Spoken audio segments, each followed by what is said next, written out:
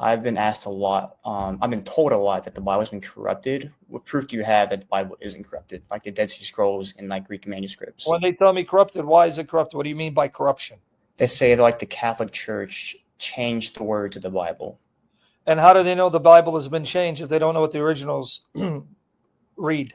They say that we don't know the original, and so how do we know? How do you know it's been changed? Because I think it's more so their beliefs. Is there any proof that it hasn't been Brother, changed? that's what I'm saying. They're making an assertion. For them to say it's been changed means they know what the original said for them to know the changes. So how do you know it's been changed? You say you don't know what they originally read. So how do you know it's been changed? I think people go off of feelings. They just believe it. And if they say, well, there are variations, say, well, there's a problem. If you go by variations, any book prior to the printing press, whether medieval literature or antiquity, any and every book that has more than one copy has variations, because copyists do not copy the same way, nor do they make the same mistakes. So if you're going by variations, that's true of any book and every book of antiquity and medieval period prior to the printing press. No serious historian would question, let's say, the writings of, let's say, Homer or Caesar's Gallics of War, whatever it is, just because there are variations. Because they know prior to the printing press, when things are copied by hand, there'll be variations. Now, the lesser copies you have of a book, the harder it is to then ascertain what the original wording is. What do I mean? If I have only 2 copies of an ancient work, those 2 copies won't be sufficient for me to know in every exact place what the original said. That doesn't mean that I can't get an idea of what is originally written, because then I will look at how much agreement there is between the 2 copies. But when you have only 2 copies, that's not sufficient to be able to ascertain the original, because the more copies you have, the greater likelihood you'll have at arriving at the original wording. This is, again, something that any textual critic will tell you. So if I have only 2 copies of, let's say, Homer's Iliad, when I look at the 2, I can ascertain what the exemplar used says. So I say, okay, well, here's pretty much what Homer's Iliad said, pretty much. But because I only have 2, I really can't tell in every single place with absolute certainty what the original said, because I have too few copies to work with. But if I have over 5,000 copies of the individual books of the New Testament written in Greek and nearly 10,000 in Latin, and then I have thousands of copies in other versions, not only do I have a wealth of manuscript evidence for the books of the Bible, now I have an embarrassing amount of manuscripts from different periods of history where I can reconstruct the original with at least 98 to 99% accuracy. And that's the state of the New Testament. Right. In a nutshell, the more copies you have, the greater likelihood you have at arriving at the original. Why? Because more copies means that the original wording of the original autograph will be there in the multiple copies. So if I have 100 copies and I look at the 100 and 90% of the copies read a certain way in a certain verse, that gives me confidence this is what the original said. So you have 100 copies, right? And let's say John 1:1. In 95 of those copies, John 1:1 all reads this way. 5 read a different way. Now I have a high volume of evidence to lead me to confidently tell you, well, this is what it said, because of the mass number of copies and the high agreement of the majority of those copies. Right. So with the Bible, you have nearly, let me be more cautious, over 25,000 copies of the books of the Bible in Greek, in Latin, in Sahidic Coptic, in Armenian, in Syriac. There is no doubt to any serious historian or textual critic that we have the Bible essentially preserved so that the original wordings of the original autographs preserved, hasn't been lost, and in your critical Greek apparatuses, you have up to 99% of the original wording reconstructed. That's a fact.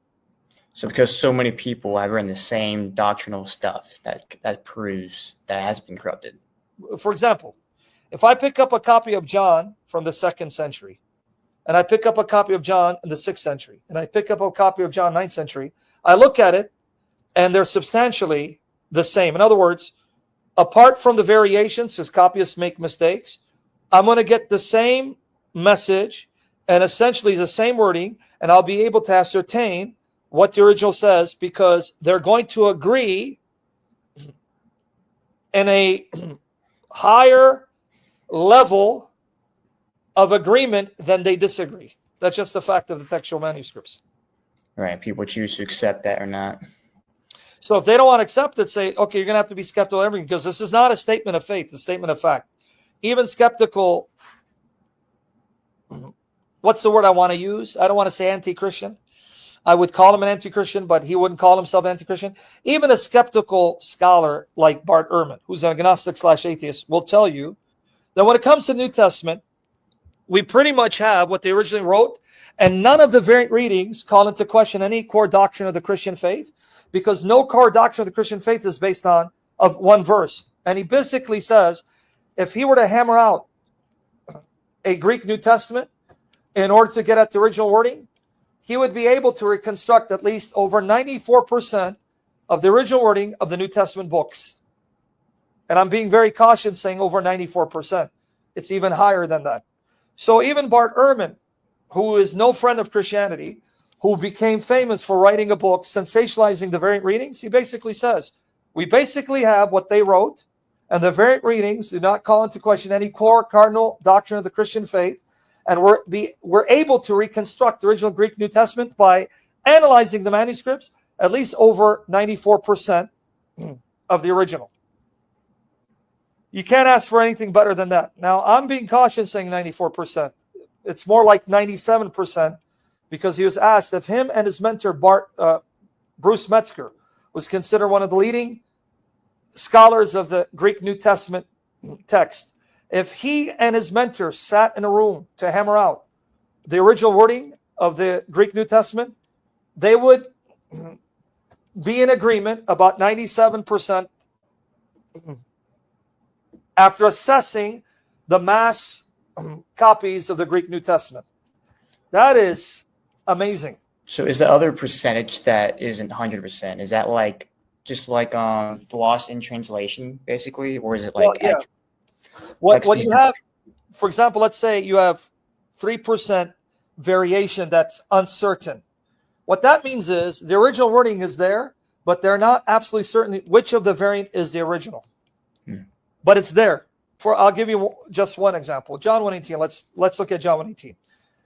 We have the oldest extant copies of John 1:18 from around the 3rd century. It's papyrus number 66. And papyrus number 75, P66, P75, and it reads, Monogenes Theos, only begotten God, or one and only, who is God. And we have that reading in Vaticanus. Other manuscripts read, Monogenes Huios, only begotten Son. So now you have these two readings. One of them is original. Which one is the original? Well, there are scholars who debate that it's only begotten God or one and only who is God. Others say no, it's only begotten Son. But the point is, it's there, it's not lost. The issue is, which of them is the original? Which is the reading that John originally wrote? So this is the kind of variation we have, and that the original is there in one of the variants. In some cases, they don't know with absolute certainty which of the variants would have been what the author originally wrote down, but it's there. And if you say only begotten Son, only begotten God, that does not change the theology of John, because in the same John, he calls Christ only begotten and he calls him God. For example, in John 3:16, the word monogenes is used of Jesus. He's called the monogenes, Son of God. John 3:16, John 3:18, John 1:14, monogenes. And then John 1:1, he's called God, Theos. And in John 20:28, there Thomas says, my Lord and my God. So point being, both the word monogenes and the word theos is used of Jesus elsewhere in John, as is the word son we use. So even if you have a variant reading John 1:18, it doesn't change the identity of Christ. He is monogenes, one and only, or only begotten. He is theos, God, and he is huios, son. These are the nature of the variant readings. Don't let them tell you otherwise. Yes. This might be something that I a question that I didn't think about it much. So Jesus is suffering right up until the cross where he was killed for our sins. Jesus suffering up until the cross where he was killed. Okay. Yes, like his beating, his where people Okay. slapped him and all the other stuff. Was that also part of the plan of salvation, or was that a human element? No, that caught God by surprise when he got beat and whipped. Like, wow, I wasn't planning this. No, that's not what I meant. I meant, was it a human thing that God knew, or was it necessary for salvation in I have some no way? idea what you mean. Well, human thing that God knew, and was it necessary? So, if it wasn't necessary for salvation, so God allowed it to happen, even though it's not necessary and crucial for salvation. In a way that God allows all the other evil to happen. So why would God need to allow something unnecessary to happen to the Son? Why not just have him go straight to the cross? Yes, that's what I was wondering, actually. Well, the question is to answer it. So God could have sovereignly worked it where Jesus just goes straight to the cross, right? Yes. So the fact that he didn't go straight to the cross means what exactly? That human free will played a part in it, and God allowed it for Because Jesus it to was not suffer. necessary, right? Because it was unnecessary, and so God just allowed it to happen because it was not necessary, though. Yes. No, I'm sorry. Okay. Complex issue for me. No, it's Maybe not I'm just dumb. complex because you just said if it's not a necessary component of God's plan for salvation, then Jesus would have went straight to the cross, right? So did God Yes. force people to kill Jesus on the cross? Because if I use your logic, that means that was something God forced them to do. There was no free will in that. No, God didn't force anyone to kill Jesus. So in that free will act of them killing Jesus on the cross, was that necessary component of salvation?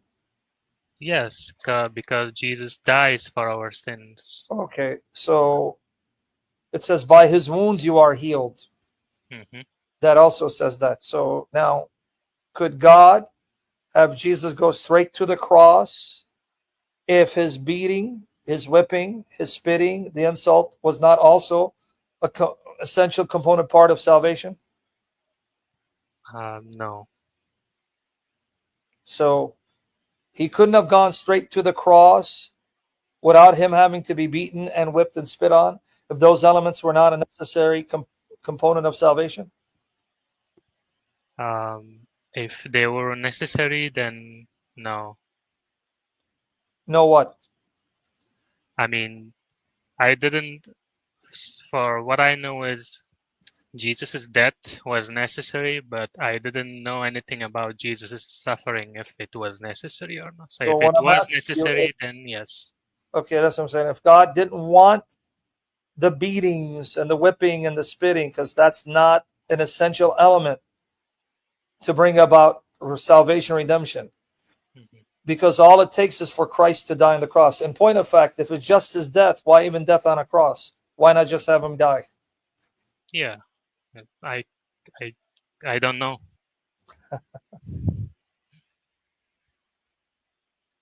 You don't know. No, I know his death If on the death, cross because if it was. all it is death, all it is death, Yeah. then why not just have him die? Why even the crucifixion?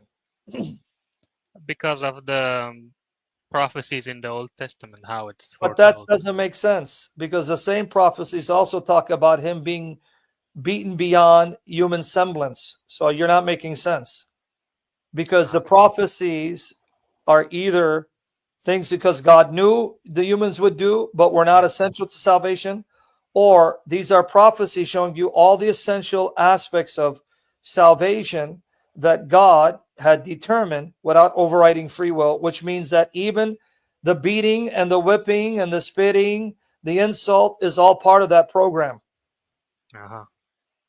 right? Yes. Yes. Can So, you tell me about some passages that speak like about Isaiah 52, verses 13 and 53, verse 12, okay. the entire section what talks about he was marred beyond human semblance, meaning he was beaten so badly he didn't even look human, and we turn our faces away from him because he had no majesty or comeliness that would make us desire him. Was that all part of God's program, that people would be repulsed at him and turn away from him and insult him and ridicule him, like in Psalm 22, Hmm. No. wagging their head and insulting him? You who trust in the Lord, let God deliver him, because he trusts in him. So if it's prophesied, what does that mean exactly? Um, if it's prophesied, then God knew that that's going to happen. Only knew, or was that part of God's program to bring about redemption? Uh, Also that, but that's what I was wondering in the beginning. Was it just knowing, or was it part of the plan? Um, so So when now, I asked you the questions, did you get the answer finally? Because if I follow your logic, it's only his death. Why even have him killed on a cross? Why not just have him die? yeah, yeah, I get it now. To show you the consequence of sin.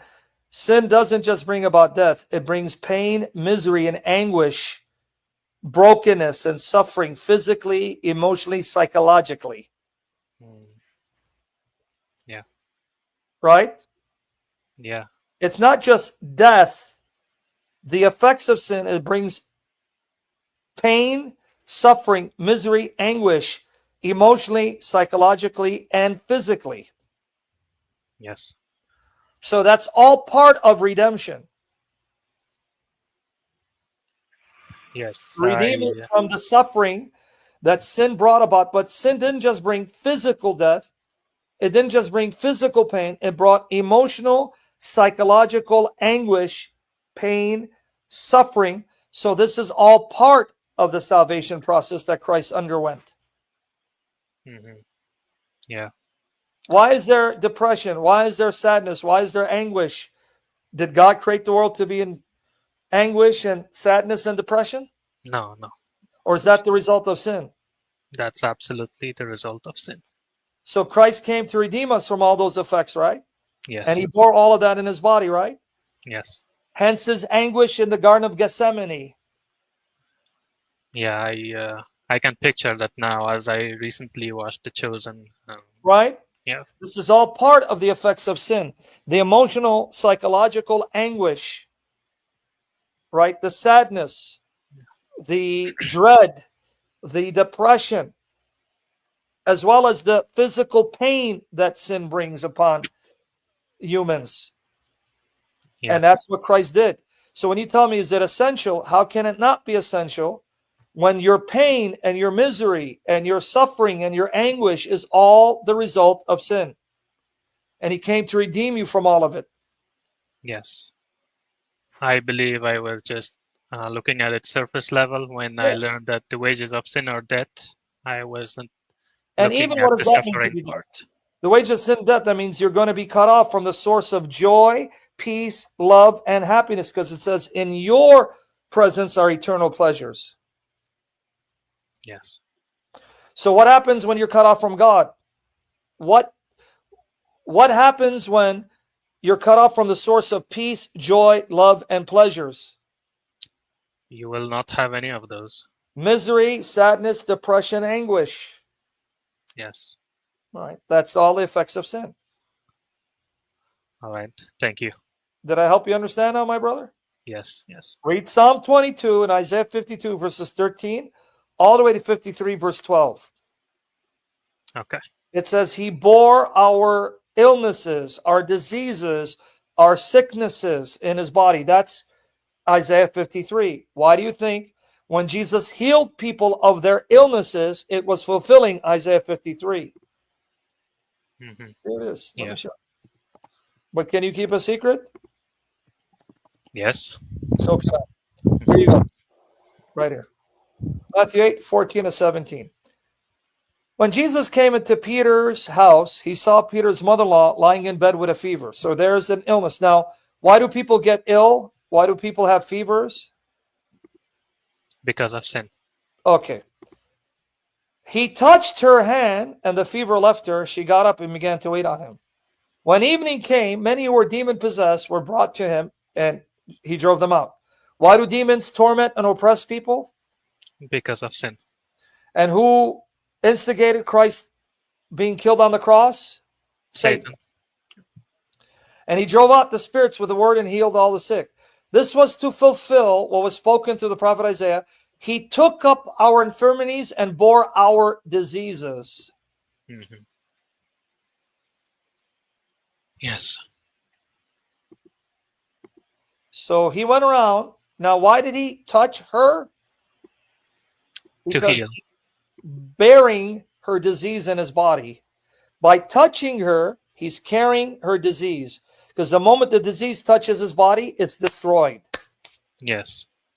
Why did he touch the leprous man? He goes, if you're willing, I can be cleansed. He goes, I am. And he touched him and he was cleansed. Because when he touches the leprosy, he is carrying, bearing the illness in his body. But once illness touches his body, it's destroyed instantaneously. Yes. It's the power of God. The power of Jesus Christ, who's God in the flesh, exactly. So, yes, this is all part of the salvation. Okay. Thank you. Thank the Lord for what he did for us. So keep praying for me that he heals me, because I need a lot of healing. Yes. Clear I now, will, right? brother. Me too. I also need healing. Thank you. He will. He loves you. So I hope it's clear now. You got it? Yes. Thank you. Have a good day. Bless you, brother. Peace.